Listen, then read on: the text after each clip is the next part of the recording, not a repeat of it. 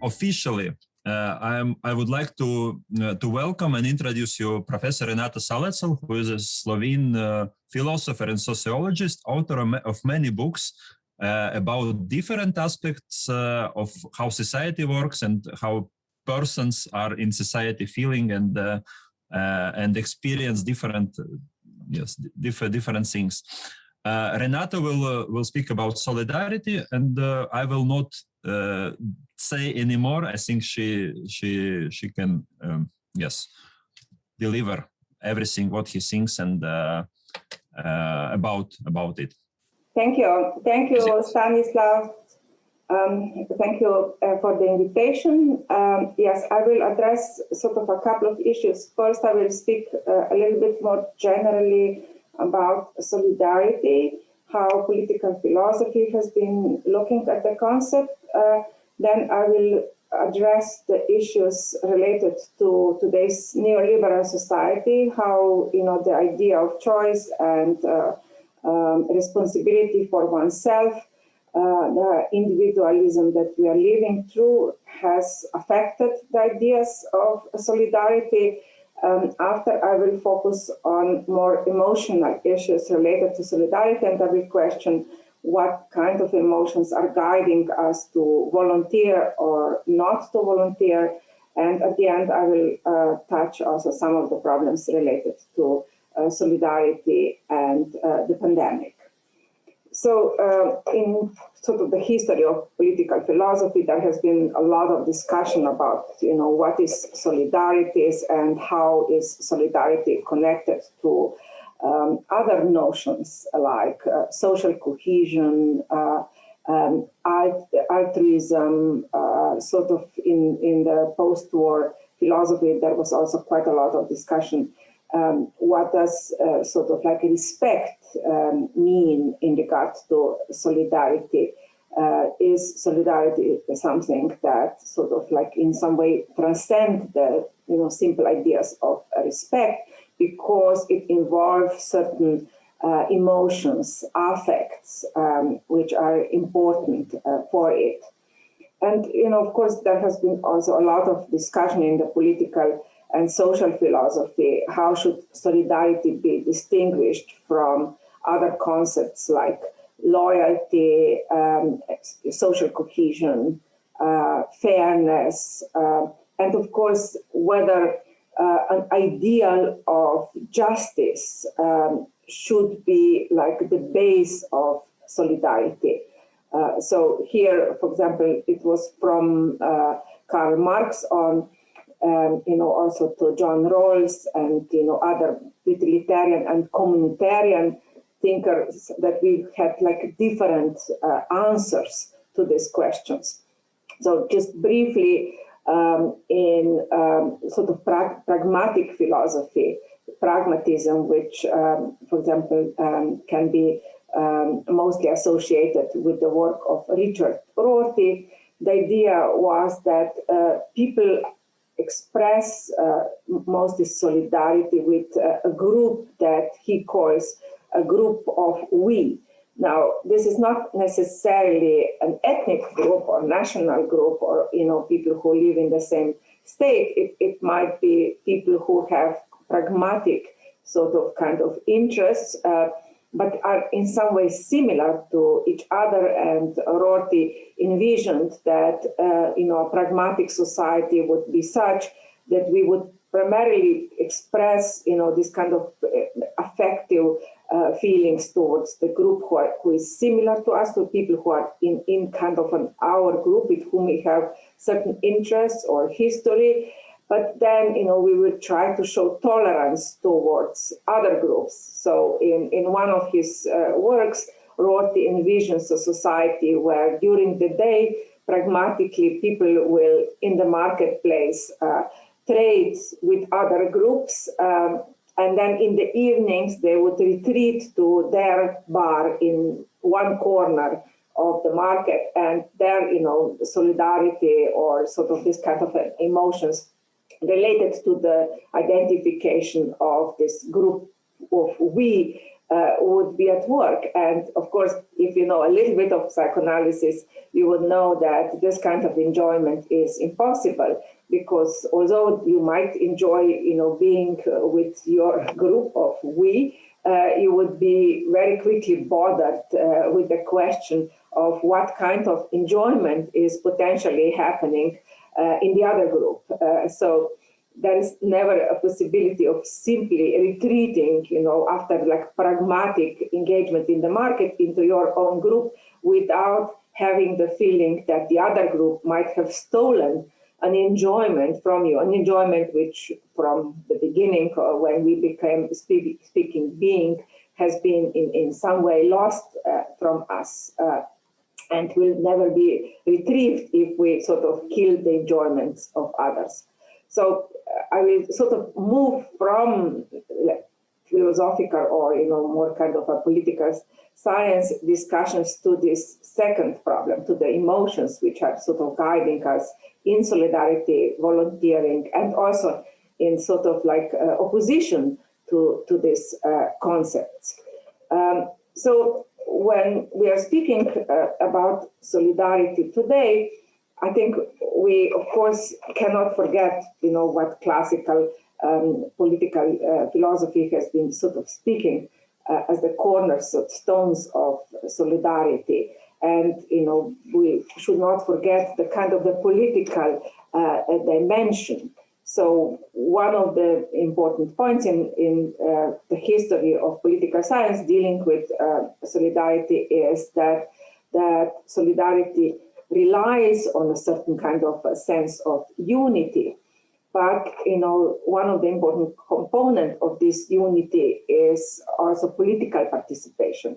So in the history of philosophy, already from Aristotle on, the idea was that, certain kind of a participation in the political sphere is essential for sort of building any sense of unity in the community, which is also in some way the basis of solidarity that emerges in a community. Now, the second concept comes from Marx, Durkheim, Rawls, and that is the concept of production of or productive cooperation. So solidarity in society also relies on people engaging in something, working together, or in some way productively cooperating in their community. So political participation and sort of like kind of a productive participation have been the two important elements. Of course, more kind of, let's say, pragmatic thinkers in the domain of communitarianism, for example, like Will Kymlicka, have been at the start linking this kind of cooperation mostly to some kind of ideas of nationhood. Of course, very quickly, these ideas have been criticized as being far too nationalistic, which is why the majority of political thinkers in contemporary times are trying to find some definition of sort of like social sphere, which goes beyond simple nationhood and has, some elements of, kind of the idea of collective, or, a kind of multicultural collective in today's times. Now, as I said before, I would like to move from these classical definitions to sort of, I would say, more contemporary problems. Now, the first problem we have today is that we have been now living for quite some time in a neoliberal universe. Majority of countries have been sort of like, let's say, following certain ideals which emerged, in the 80s and even before, but like from the 80s on, from the government of Thatcher in Britain, Reagan in the United States, this kind of individualism has been more or less predominant ideology around the world in the developed and developing capitalist world. So how did individualism change solidarity, the idea of solidarity?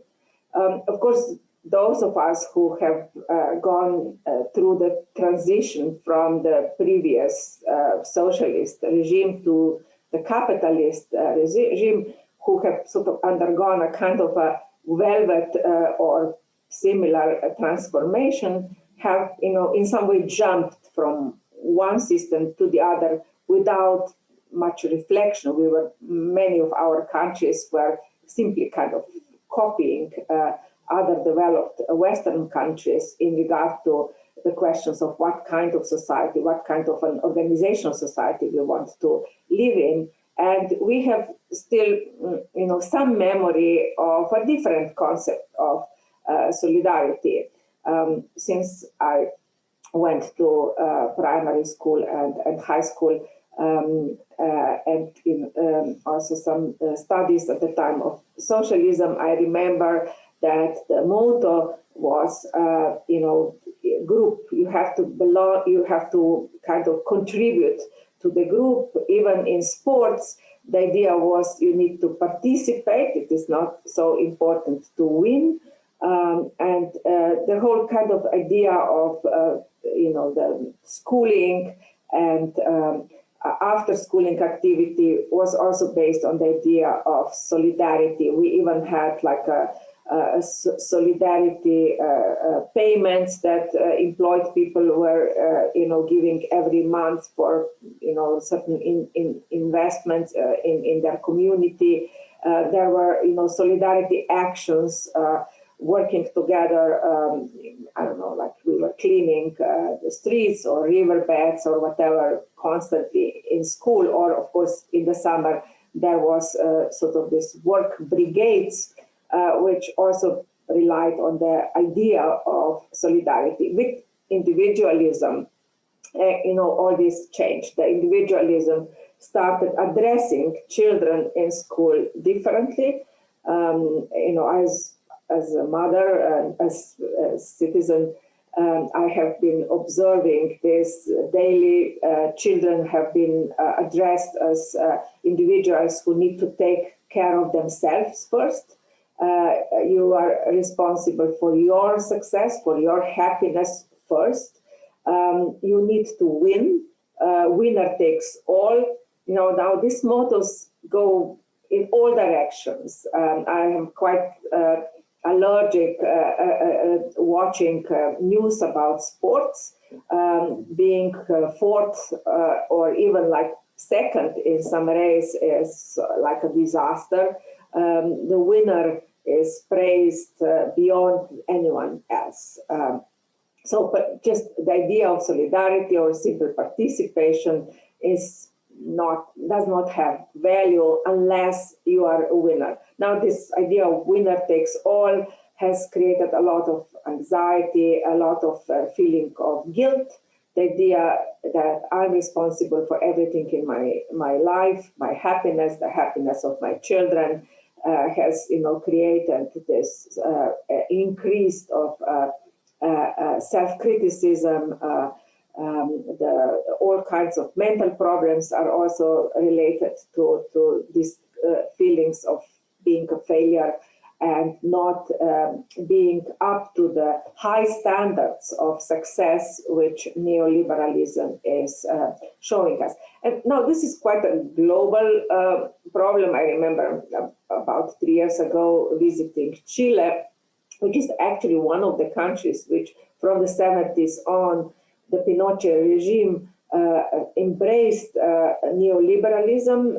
He was surrounded by economic advisors who have studied sort of the ideas of neoliberal economics in Chicago, the so-called Chicago Boys.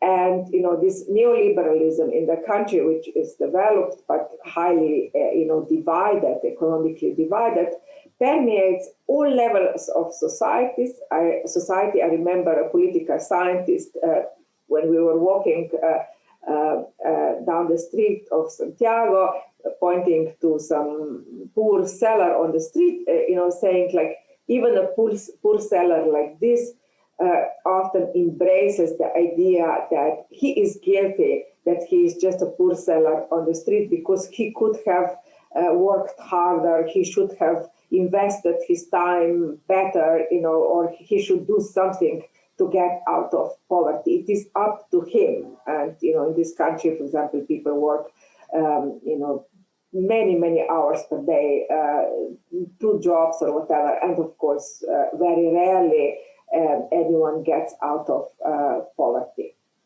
Now, individualism, on top of increasing anxiety, increasing the feelings of guilt, has also contributed to a certain kind of, I would say, a change in the perception of solidarity. There is much more of a logic of tit for tat, I help you if you help me, or a kind of an idea to get a certain kind of a payment for solidarity, which is not necessarily monetary payment, but it can be very much an emotional type of payment. Now, solidarity does not happen simply because we have certain goals, like rational goals of helping people or, kind of building social cohesion. Quite often there is solidarity in pain. We might feel in an unconscious way solidarity with someone when we learn about his or her misfortune. But this solidarity is not so simple. We don't necessarily feel the pain of the other. Now, what's the logic of this emotional background of solidarity? Now, Sigmund Freud, in his work on group psychology, analyzed the problem of this kind of an emotional solidarity, where he looked at the case of 3 girls. They were sort of roommates in a dormitory. Now, they were not, so emotionally close that they would be like incredibly close friends, but, they were, we would say, good acquaintances. Now, for Freud, the surprise happened when one of the girls got a love letter, or breakup letter, we can say, breakup letter from her boyfriend, and started crying.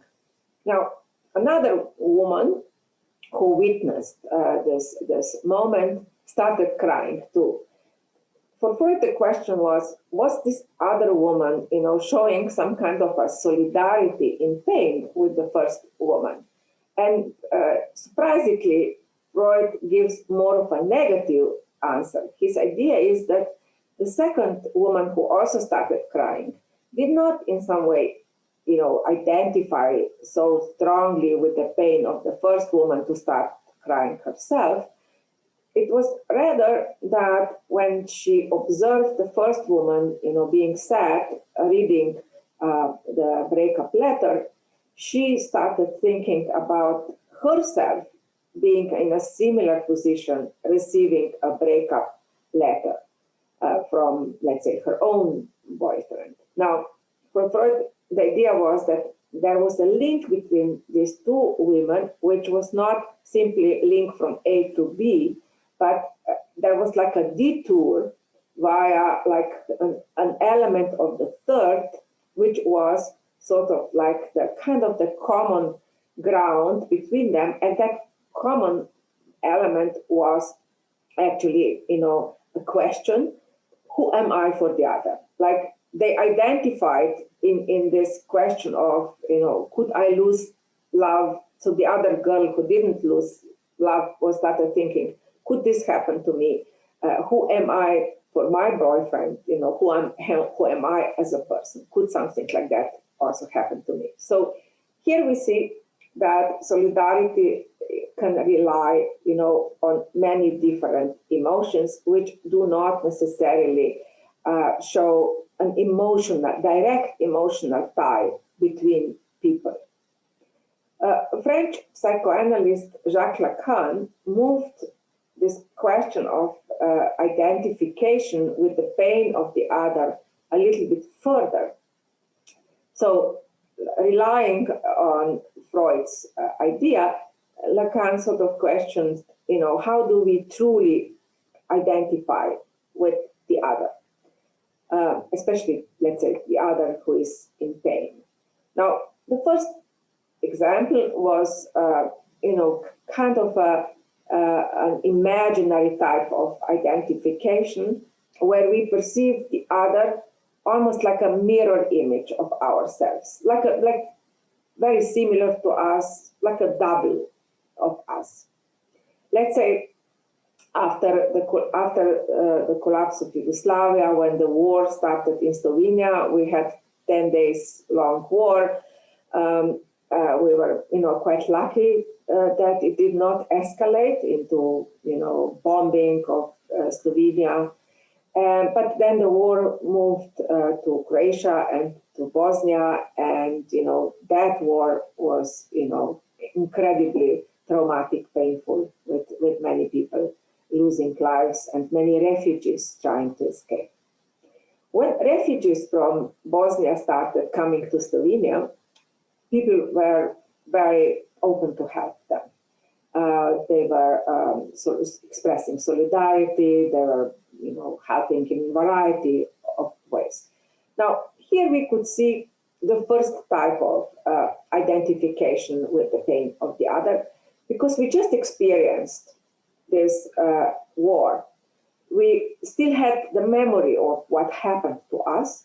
And when we saw Bosnians running from their war-torn country, we had that feeling, this happened to me, or this could have happened to me in such a violent way. So we saw the other as a kind of a similar to us, almost like a double, a mirror image. So his pain is something that we just escaped, or we could have had that pain. Now, very quickly, this kind of identification subsided. And very rarely, actually, we have the identification with the other who which looks in this way. More often, we are following a different type of identification, which is sort of the basis of solidarity. And I'm not saying that it is like any, there is a hierarchy between these types of solidarity. Now, this second solidarity would rely on symbolic identification, which is that you are helping someone because the idea of helping, the idea of solidarity presents an ideal in your society, in your community, in your country, so in something that is broader than you, where you live, your cultural, political space where you are embedded. So I help the refugee, not because necessarily I feel his or her pain, but because helping refugees in my community, in my society, in my political sphere, my cultural sphere, is an ideal. Now, when I am expressing solidarity, because of such political or cultural ideal, it is as if when I'm, helping, I'm enjoying in some kind of a slightly narcissistic way in looking at myself almost from the outside, as if I'm observing myself from the outside, and I kind of want to see myself likable, or I want to see myself in line with the ideals that exist in my community. Now, it is not so easy in today's society, which is so individualistic, to create these ideals of solidarities, of volunteering, of helping, also the ideas of respect, altruism, and so on, because the social symbolic space, which has been so dominated by the ideas, by ideology of neoliberalism, does not contribute to, elevating these ideals of solidarities to a high enough position Just today, I was reading in the British Guardian that a group of American millionaires went protesting in front of the house of Jeff Bezos, sort of demanding that Amazon pays fair taxes in the countries where they operate, and that Jeff Bezos himself supports higher taxation of the rich. We know that Amazon pays almost no taxes around the world. So with this kind of a gesture of millionaires, not multimillionaires, but ordinary millionaires, they are called patriotic millionaires, going on the street in front of the house of Jeff Bezos. This might be like a little attempt of like a group of super rich to create a certain kind of a perception in their milieu, in the milieu of rich people, to create like new ideas, the ideas of fair taxes, of supporting higher taxation and so on. Now, this is, of course, not only a question of solidarity, it is an important political question in the United States and elsewhere. I remember as mother, I was observing when my child was growing up, how the ideas of solidarity have been pushed aside, not promoted a lot in the school, especially with this push. You have to be the first, you have to get the best marks, everything is in your hands. If you're not studying, you will not go to the best schools, you will not get the job. All that kind of ideas are creating constant feeling you have to take care of yourself first. So I remember as a mother thinking, how can I instill more solidarity? So I remember one day I listened somewhere in the news that we have International Day of Volunteering. So I thought I should sort of like volunteer somewhere so that I, with my example, show my son how important it is to volunteer. So my idea was, what should I volunteer? And when I saw a homeless person and they are selling the homeless newspaper, I thought, maybe I can write a column. I can write to the journal. Do you want like a column as a gesture of volunteering? So I wrote to them. They said they will discuss it. They discussed it, and they came back. Yes, you please. We will be happy to get your op-ed text. So when I wrote this text and it was published, I kind of, showed my son, I volunteered, and, whenever we were seeing a homeless person selling the newspaper, usually we bought the newspaper or gave the money to the homeless. And especially I observed more and more myself that I was doing it, especially when I was with my son. So my idea was, I have to kind of teach him the importance of giving or, donating and so on. Now, if I look honestly at myself, I must say that I was acting more in accordance to this second type of identification. I wanted to be seen as, showing solidarity. I wanted to teach my son. I wasn't at that moment so much thinking about the homeless. I was thinking, beyond helping the homeless, gaining emotionally something for myself as a mother, and also getting a little bit of a narcissistic pleasure of like showing my son some ideas that I thought were important. Okay, I can say I was quite, to a point succeeded, because after that, my son started quite regularly buying the newspapers sold by by the homeless, but mostly as a gift to myself. You like the newspaper so much, like I brought you as a gift so that you can enjoy reading it. That was kind of a way, I would say, he gained something also emotionally, getting my approval that he was doing like a good deed. Okay, so in current discussions about volunteering, I think we should not forget the power of emotions, the power of ideals that exist in today's society. However, we also should not forget that our desire to help, to give to others can be a burden to other people. From many anthropological studies, we know that there is in some way the gift can be an intrusion into the lives of others. And we also quite often fantasize what would be appropriate gift for others.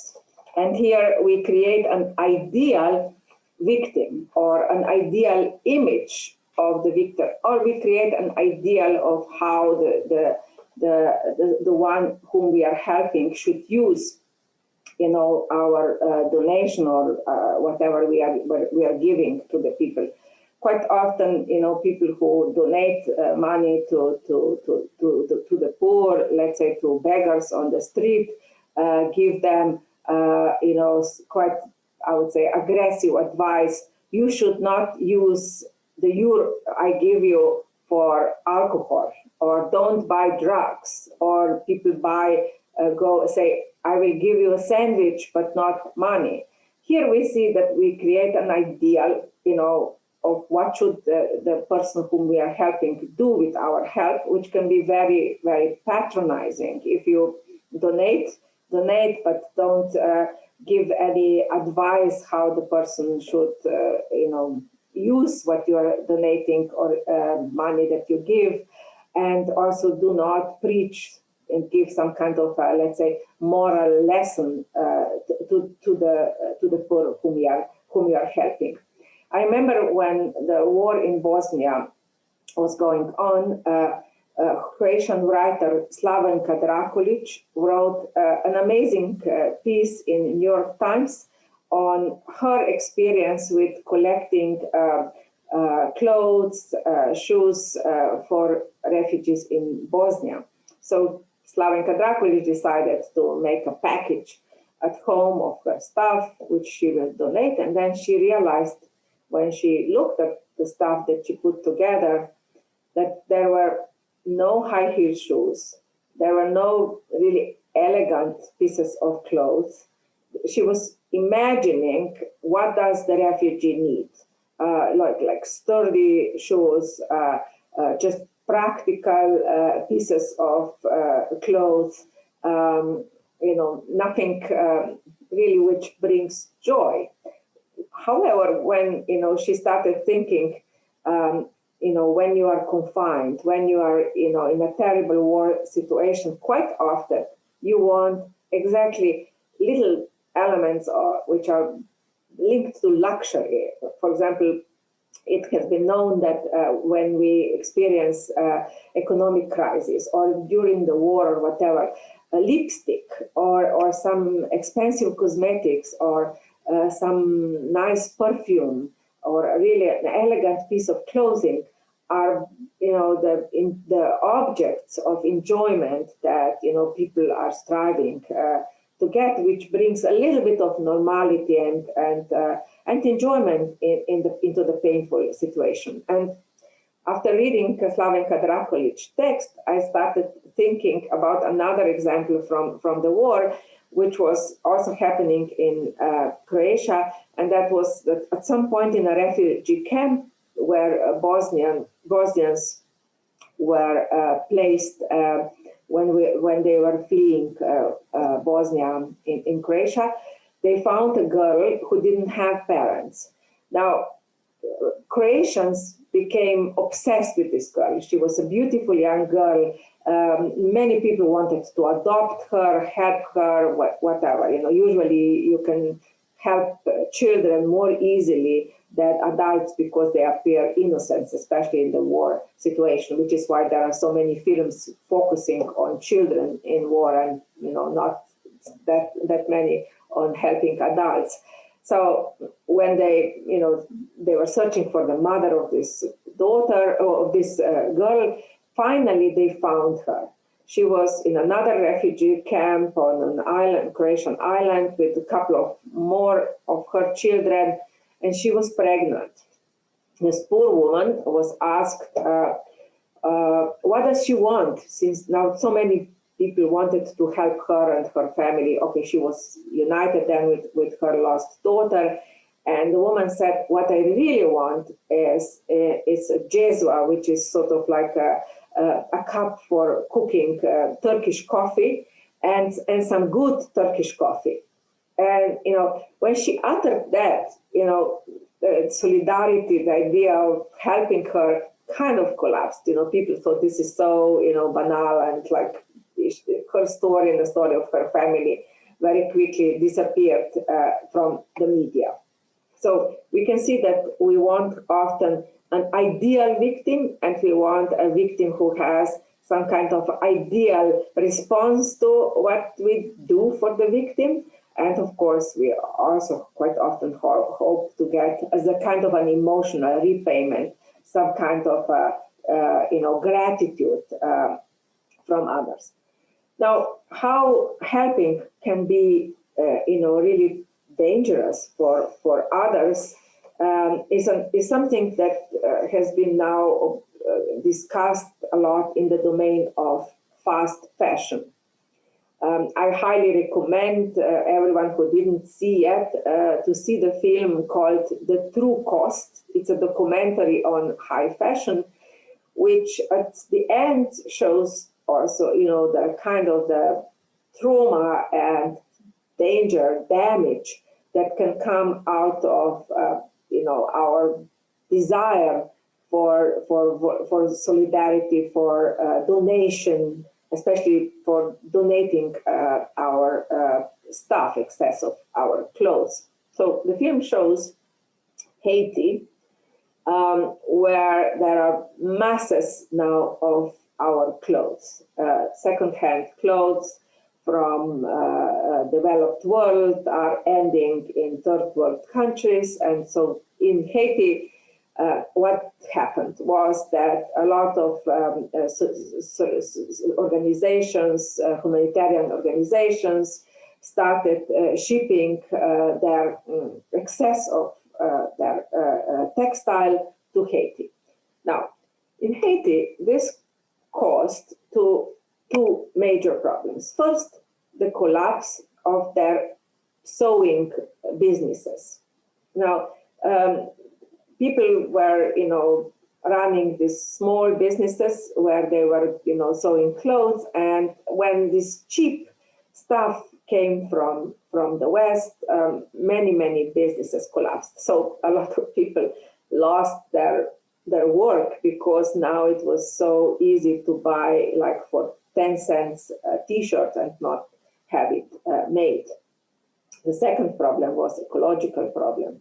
Now this country is now swamped with textile, which does not decompose, which they don't know what to do with. And so they are becoming like a dumping ground for the rest of the world, as many other countries are. So I'm sort of coming to the end of my presentation. I would say that there are a couple of things that we can do when we are thinking about volunteering and solidarity, and that is that often we should sort of like understand what are we gaining when we engage in volunteering.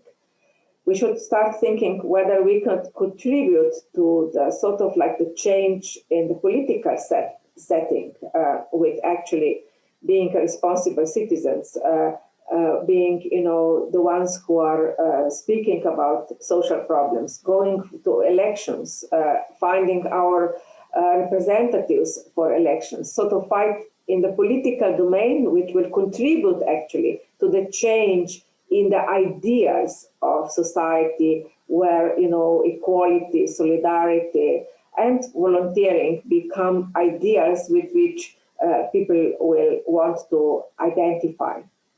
Now, just very briefly, in the pandemic times, we have observed in some way a kind of a society being at the point where it can go in two radically different directions. We have seen people embracing solidarity, volunteering, especially at the start of the pandemic. However, we have also seen in some ways society being more and more divided. Even the concept social distancing was a very poorly chosen concept. It should have been sort of like physical distancing, but not social distancing that was promoted. And of course, with the increase of corruption, with the increase of surveillance, with the fact that many governments started using the pandemic for strengthening authoritarian regimes, we have also opened the doors for the society, which might actually be much less based on ideas of solidarity than the society was so far. Thank you.